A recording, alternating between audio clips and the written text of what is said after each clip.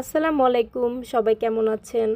আমি রানী, আমার page রানিস little world থেকে আবারও একটি ভিডিওতে আপনাদেরকে ওয়েলকাম করছি। আজকে আমি ভিডিওতে দেখাচ্ছি আমি কিভাবে লাল শাক ভাজি করে থাকি কম তেলে, যেহেতু আমি তেল একটু কম খাওয়া পছন্দ করি। ভিডিওতে আপনারা দেখতেই পাচ্ছেন যে আমি কিভাবে রান্না করছি। আমি বরঞ্চ লাল শাকের পুষ্টিগুণ নিয়ে কিছু কথা বলি। লাল শাক কিন্তু অত্যন্ত পুষ্টি সমৃদ্ধ একটি শাক। এটি আমাদের রক্ত স্বল্পতা দূর করতে সাহায্য করে, কারণ লাল শাকে রয়েছে প্রচুর পরিমাণে আয়রন।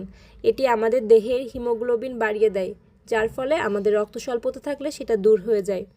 এছাড়া লাল শাক হাড় শক্তিশালী করে, আমাদের দৃষ্টিশক্তি উন্নত করে। এটি লিভারের জন্য বেশ ভালো। এতে থাকা ফাইবার হজম শক্তি বৃদ্ধি করে এবং যার ফলে যদি কারোর কোষ্ঠকাঠিন্য সমস্যা থাকে সেটাও দূর হয়ে যায়। এটি ত্বকের উজ্জ্বলতা বৃদ্ধি করে। এছাড়া লাল শাক ডায়াবেটিস নিয়ন্ত্রণেও সহায়তা করে। এছাড়া কিন্তু লাল শাক ওজন কমাতে সাহায্য করে, কারণ লাল শাকে কোনো ফ্যাট নেই।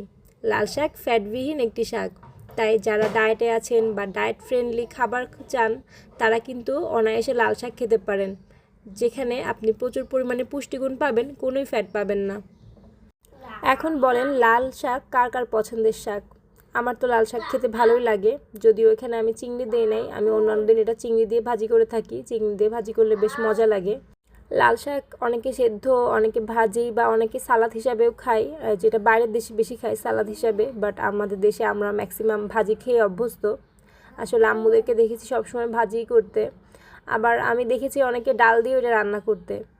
আপনারা কারা কিভাবে এটা খান জানাতে পারেন। এবং ধন্যবাদ সম্পূর্ণ ভিডিও দেখার জন্য। পাশে থাকবেন। আল্লাহ হাফেজ।